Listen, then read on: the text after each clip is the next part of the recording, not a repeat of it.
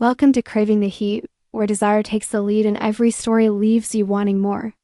Don't forget to like, subscribe, and share your thoughts in the comments and keep up with our latest naughty stories. The first time I saw her on the balcony, the world seemed to stop. It was a late summer morning, the kind where the air was heavy with the lingering heat from the night before. I had stepped outside with my coffee, bleary-eyed from too little sleep, and across the narrow gap between our apartments. There she was. Her hair was damp, glistening in the early sun, strands clinging to her neck and shoulders as she brushed through them with her fingers. A towel hung loosely around her, but she seemed oblivious to everything: the city below, the neighbors, even me. She tilted her head back, eyes closed, letting the warm air do its work. I should have looked away, but I didn't doubt it wasn't just that she was beautiful, though she was achingly so. It was the serenity about her, the way she carried herself, unbothered, as if the world's chaos couldn't reach her on that balcony. Something about her presence slipped under my skin, burrowing deep before I had the chance to build walls against it. Her name was Elena. I learned that 2 weeks later at the building's mailboxes, when she turned, smiled, and said, "You live in 4B, right?" I nodded, stunned that she had noticed me at all. "Yeah, and you must be Elena," she finished, her smile widening. "We just moved in." My husband travels a lot for work, so I'm usually the one holding down the fort. The word husband hit me like a cold gust. I nodded politely, forced a smile, and told myself I'd keep my distance. But fate or temptation has a way of slipping through the cracks. It started with small things. Passing her in the hallway, our conversations, stretching longer each time. Sharing complaints about the building's slow elevator or the noise from the bar across the street. And every morning, when I stepped out with my coffee, I found my eyes drifting to her balcony. Sometimes she was already there, hair damp, head tilted back in that same unguarded way. She never noticed me staring, or maybe she did, and she let... The pull between us grew heavier, harder to deny. One night, I came home late from work and found her sitting on the steps outside the building. She looked tired, her hair tied up, her dress clinging from the humidity, locked out. She said with a laugh, holding up her keys, "Left them inside." I offered to wait with her until her husband came home, but her face shifted sad, almost embarrassed. "He's overseas. He won't be back for weeks." The words lingered in the humid night. Before I could think, I invited her in. We talked for hours. About books she loved, the cities she had lived in, the loneliness of a marriage where one partner was never really present. She confessed she often felt invisible, more of a placeholder than a wife. And as she spoke, something inside me cracked open. I saw her not just as the woman on the balcony, but as someone who had been waiting, maybe unknowingly, to be seen again. When the clock struck midnight, she stood to leave. But at the door, she hesitated. "Do you ever feel like your life is happening without you?" She whispered. I nodded, too afraid to say more. Then she leaned forward, brushing her lips against mine, so quick and light I almost thought I imagined it. And then she was gone. I didn't sleep that night. The next morning, I saw her on the balcony again, her damp hair glinting in the sun. She didn't look away this time. She held my gaze across the narrow divide, her lips curving into the smallest, most dangerous smile I had ever seen. From then on, everything changed. We slipped into each other's lives carefully at first. Shared coffees on quiet mornings, excuses to bump into each other in the hall. But longing builds like pressure in a closed room. It can't be contained forever. One evening, when rain hammered the city and the power flickered out, she knocked on my door, dripping from the storm. I let her in without a word. She smelled of rain and soap. Her dress clung to her, and when I reached for a towel, her hand caught mine. There was no hesitation this time, no pretending. Our lips collided with years of hunger neither of us had admitted aloud. The guilt was immediate, but so was the ecstasy. Nights blurred into mornings, and mornings blurred into afternoons. She'd come by under the pretense of borrowing sugar, or I'd hear her soft knock long after midnight. And every time I saw her step onto the balcony, drying her hair in the sunlight, my chest ached with the truth I could no longer deny. I was in love with her. We told ourselves it was temporary, that we could stop before it went too far. But love doesn't listen to reason. Love doesn't care about the gold band on her finger or the promises she had made years ago. Love just takes and takes until you're left breathless and undone. One night, lying tangled in my sheets, Elena whispered, "I don't know if I can go back to him." "Not after this. Not after you." I pulled her closer, my lips against her damp hair, the same hair that had first stolen my breath on the balcony. "Then don't," I murmured. "Stay." For the first time in years, she didn't look afraid. She looked free, and though the world outside still spun with judgment and consequences, in that room with her in my arms, none of it mattered. She was mine. I was hers, and every time she stepped onto that balcony, the sunlight catching in her hair, I was reminded of the moment everything changed, the moment breath left my lungs and love, forbiddance and undeniable, took its place. The days after that storm blurred together, but in my memory they glow with an intensity nothing else in my life ever had. Elena and I found a rhythm, one that was quiet but alive with fire. We became experts at subtlety. She'd smile a little too long when passing me in the lobby, her fingers brushing mine when I held the door. At the balcony, she'd lean against. The railing, hair damp from her shower, head tilted to the sky like she was offering herself to the sun. And I'd stand inside, half hidden by the curtains, watching her with a reverence I couldn't explain. But behind that sweetness was always the shadow of danger. Her husband's shadow. I had never met him in person, but his presence was everywhere, his name on the mail she picked up, his suits in the dry cleaning bag she carried upstairs, his voice echoing faintly through the walls when he called her at night. Sometimes I'd hear her laughter, polite and practiced, not like the genuine sound that tumbled from her when she was with me. And every time my chest tightened, one Saturday morning I woke to a knock on my door. When I opened it, Elena stood there barefoot, wrapped in her robe, eyes wide with panic. "He's coming home earlier than planned," she whispered. The air left my lungs. "When? Tomorrow?" I let her in, and she paced the length of my living room, her robe slipping from one shoulder. She looked like someone trapped between two lives, torn apart by what she wanted and what she was supposed to want. "Do you still love him?" I asked finally, the words burning my throat. She stopped pacing. Her eyes found mine, and for a long moment, she said nothing. Then, softly, "I love the memory of him. Not the man he's become. Not the man who leaves. Me alone more than he stays." I crossed the room and pulled her into my arms. She melted against me, trembling, her face pressed to my chest. In that moment, I knew she wasn't just mine in secret, she was mine in truth, even if the world didn't know it yet.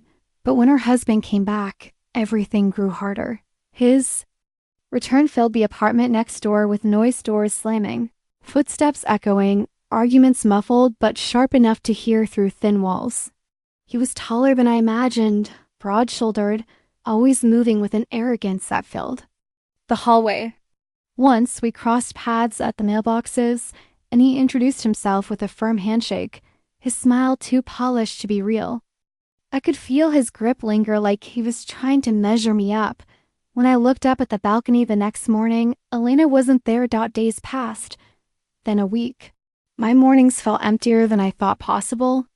And just when I was beginning to wonder if she had chosen the safety of her marriage, I found a note slipped under my door. "Tonight, midnight, balcony dot." My pulse thundered as the clock crept toward 12. When I stepped outside, she was there, barefoot in a thin white dress, her hair loose around her shoulders, glowing in the silver of the moonlight. She leaned over the railing, her eyes locked on mine, and for a moment, I thought the weight of the world had fallen away. She whispered across the gap, her voice shaking, "I can't keep living like this, pretending, smiling, loving a man who doesn't even see me. I see you. I feel you." The night air seemed to crackle between us. Without thinking, I climbed over the divider, landing softly onto her balcony. She caught her breath, but didn't step back. I cupped her face in my hands, and when our lips met, it was desperate, hungry, everything we'd been holding back for weeks. That night, we didn't sleep. We whispered promises, fears, secrets we had never dared to speak aloud. She traced the lines of my arm with her fingers, her voice soft in the dark. With you, I remember who I am. With him, I'm just a wife on a shelf. Every word lodged deep in my chest because I had felt it too. Life before her had been muted. I know everything was in color, but passion is a double-edged sword it gives, and it threatens to take. The more time we sold together, the more dangerous it became. Her husband began to suspect something. His voice grew louder, his tone sharper. I heard him pacing late at night, heard her muffled sobs through the walls. More than once, I told her we should stop, that maybe it was safer to let it go. Her answer was always the same, her eyes blazing with a quiet defiance I had never seen before. No, not after this. Not after us. And every time I believed her one evening, we found ourselves back where it all began, the balcony. The city stretched out around us, lights glowing against the sky, and she stood there with her damp hair falling over her shoulders, drying in the cool air. I stepped close, so close I could breathe her in. She turned to me, her eyes shimmering. "Do you know the first time I realized I was in love with you?" I shook my head. The night it rained. When I came to you, drenched and scared, and you didn't try to fix me. You just held me. No one's ever done that for me before. My throat tightened. I kissed her then, slow and deep, pouring every unspoken word into that moment. It no longer mattered where this led, whether it ended in heartbreak or freedom. What mattered was that we had found each other in a world that tried to keep us apart, and every time she stepped onto that balcony, hair damp and face turned to the wind, I knew I'd never forget the way she left me breathless. Not once, not twice, but every single time. The days after that night on the balcony felt like stolen chapters in a book we weren't supposed to be reading. Elena and I became more careful, more deliberate, but also more reckless in the way only two people, consumed by love, can be. We learned to hide in plain sight. In the mornings, when she stepped onto her balcony to dry her hair, we didn't speak, but her eyes lingered on me just a little too long. In the evenings, we found small excuses. She'd knock on my door, too. Borrow sugar, or I'd offer to carry her groceries. To anyone else, it looked like the normal kindness between neighbors. But beneath it all was the steady hum of something dangerous. Something alive. Her husband, Marcus, was never far from our thoughts. His presence filled the building whenever he was home. He was loud, commanding, with the kind of confidence that came from power and money. He always smelled of expensive cologne, always spoke as though people should listen. To the outside world, he was perfect, successful, charming, respectable. But Elena's eyes told the truth behind closed doors. His love had hardened into control. Once, when I passed him in the hallway, he clapped me on the shoulder and said, "Glad to know Elena has a good neighbor when I'm gone so much." I smiled back, hiding the way my stomach twisted, while Elena, standing behind him, gave me a look that nearly undid me. The tension only grew. Every knock on my door set my heart racing. Every phone call I missed made me wonder if he'd found out. And yet, despite the risk, we couldn't stop. One night, after Marcus had left for a business trip, Elena came to me in tears. Her hands trembled as she clutched a folded letter. "He knows something," she whispered, pressing it into my hands. It was a note Marcus had left her. "I'm beginning to wonder if you've been keeping secrets. Don't forget who you belong." The words chilled me. But Elena just shook her head, her voice breaking. "I can't go back to being his. Not after knowing what this feels like." I pulled her into my arms, and we held each other in silence for a long time. That night, we made love with a desperation neither of us had felt before, as if it might be the last night we had. And in some ways it was, because the next day, the cracks began to show. Marcus came back early. I heard the sound of the argument. Through the wall, his voice booming, hers muffled but firm. She was different with him now. Stronger. I knew it was because of us. Later that week, when I ran into Elena in the stairwell, her hand brushed mine for only a second, but it was enough for Marcus to notice. His eyes narrowed, his jaw clenched, and for a moment I thought he might confront me right there. But he only smiled, tight and forced, and walked Elena back inside. That night, I couldn't sleep. I sat on my balcony, staring at hers, waiting, hoping she would appear. And she did. She slipped out quietly, wrapped in a blanket, her hair loose and glowing in the faint light. I told him I wanted space. She whispered across the divide. My chest tightened. And what did he say? She hesitated. He didn't believe. Me, he never does. I leaned closer, my voice barely audible. Do you regret this? Us? Her eyes softened. Never. I only regret not finding you sooner. And then, for the first time, she climbed over the divider herself, stepping into my arms without hesitation. From that moment on, we stopped pretending. When Marcus left for work, Elena would slip into my apartment. When he came home, we shared. Secret glances from our balconies, tiny lifelines that kept us sane. The more dangerous it became, the more fiercely we held on to each other. But danger has a way of finding its moment. One evening, as we sat curled together on my couch, Elena's phone buzzed. She froze, then showed me the screen. It was Marcus. A photo had just arrived me on my balcony, looking toward hers. The caption read, "I see more than you think." Her hands shook as she set the phone down. We both knew what it meant. For days, Marcus was colder, sharper. He lingered at home more often, his eyes darting between Elena and me whenever we passed in the hallway. The air was suffocating. And yet, Elena still came to me, whispering in the dark, "I won't let him take this away. You're the only thing that feels real." Then came the night everything changed. There was another storm, just like the one when Elena had first come to me. Rain pounded against the windows, lightning splitting the sky. Around midnight, a knock rattled my door. When I opened it, Elena stood there, soaked and trembling. "He knows," she gasped. "He confronted me. He said if I ever left him, he'd ruin me, ruin us." I pulled her inside, holding her as thunder shook the building. She clung to me like I was the only solid thing left in our world. And in that moment, I realized there was no going back, not for her, not for me. "Elena," I whispered, tilting her face toward mine. "Then let him try. Because I don't care if the whole world knows. I love you." Her breath caught. Tears spilled down her cheeks, but she smiled a real, unguarded smile. "Say it again." "I love you." We kissed, fierce and unafraid.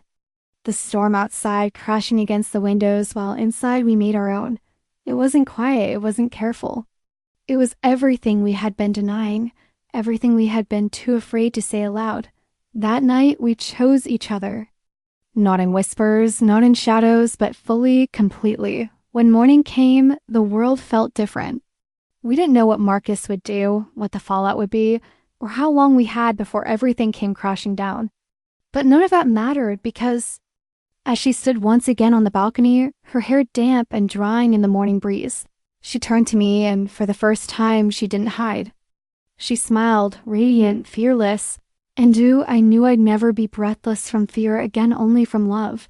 The morning after the storm, when Elena smiled openly at me across the balcony, I felt like something irreversible had been set in motion. No more pretending, no more shadows. But that also meant the risk was greater than ever. For a few days, Marcus seemed quiet, too quiet. He kissed Elena on the cheek in the hallway when he left for work, nodded to me with a forced friendliness that made my stomach knot. There was no more open suspicion, but the silence was heavier than his anger had ever been. It was the kind of silence that felt like a fuse burning low, waiting for the explosion. Elena sensed it too. At night, when she slipped into my apartment, she clung to me more tightly than before, her whispers frantic in the dark. "I don't know what he's planning, but I feel it. He's watching me. Watching us." I stroked her hair as she lay against me, damp from her tears. Then we'll be careful, smarter. Whatever happens, I'm not letting him take you back into that cage. Our love became a kind of rebellion. The smallest gestures carried the weight of everything we couldn't say out loud. A brush of her hand against mine in the stairwell. Her reflection caught my window when she stood on her balcony. A note folded into the bottom of a grocery bag with 3 words, "I miss you." It was dangerous, exhilarating. Every second we had together felt stolen from fate itself. One Saturday, when Marcus left on an overnight trip, Elena came to me in the middle of the afternoon. Sunlight streamed through the curtains, warming her skin as she curled into my bed. For the first time in weeks, there was no fear in her eyes, only tenderness. "Do you ever think about what it would be like?" she asked softly, tracing her fingers along my arm. "If we didn't have to hide?" "All the time," I admitted. She smiled faintly. "I dream about it, waking up in the morning without rushing home, cooking dinner together, walking down the street holding her hand without looking over my shoulder. It sounds so simple, but it feels like another world." I kissed her forehead, tasting the salt of her skin. "One day we'll make it real, somehow." But as much as we dreamed, reality always found a way to intrude. The following week, Marcus returned early from work. I didn't know until I heard shouting through the wall. His voice thundered, his words sharp and accusing. I sat frozen, listening to the muffled exchange, my hands trembling as I imagined him hurting her. Then silence. Moments later, my phone lit up. A single message from Elena: "Don't come. Please."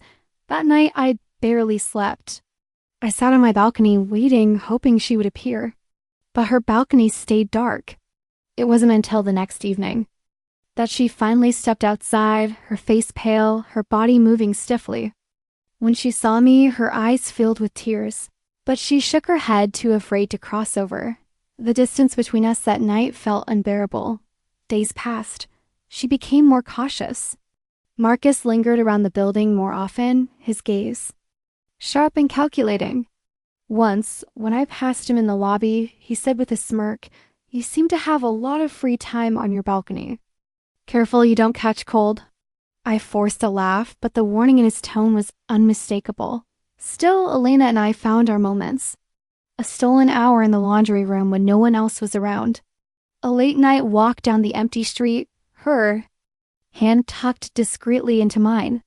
Each touch, each kiss felt like fire under our skin, burning brighter because of the danger. And then came the night she told me she couldn't do it anymore. We sat in my kitchen, the city lights flickering through the window. Her hands trembled around the mug of tea I'd made her. "I can't keep living like this," she whispered. "Every day I wake up terrified he'll find out, terrified of what he'll do to you, to me." My heart ached at her words, but I understood. "What are you saying?" Her eyes met mine, shining with unshed tears. "I'm saying we need to leave. Together. No more hiding, no more waiting. I'll walk away from him. From everything." I stared at her, the weight of her words sinking in. Leaving Marcus wasn't just dangerous, it was war. He had money, influence, a temper that could ruin lives. But the way she looked at me, raw and unflinching, I knew she meant it. "Elena," I whispered, reaching for her hand. "If you're ready, then so wherever you want to go, I'll be there." For the first time, hope replaced the fear in her eyes. She leaned across the table and kissed me, slow and certain, as if sealing a promise.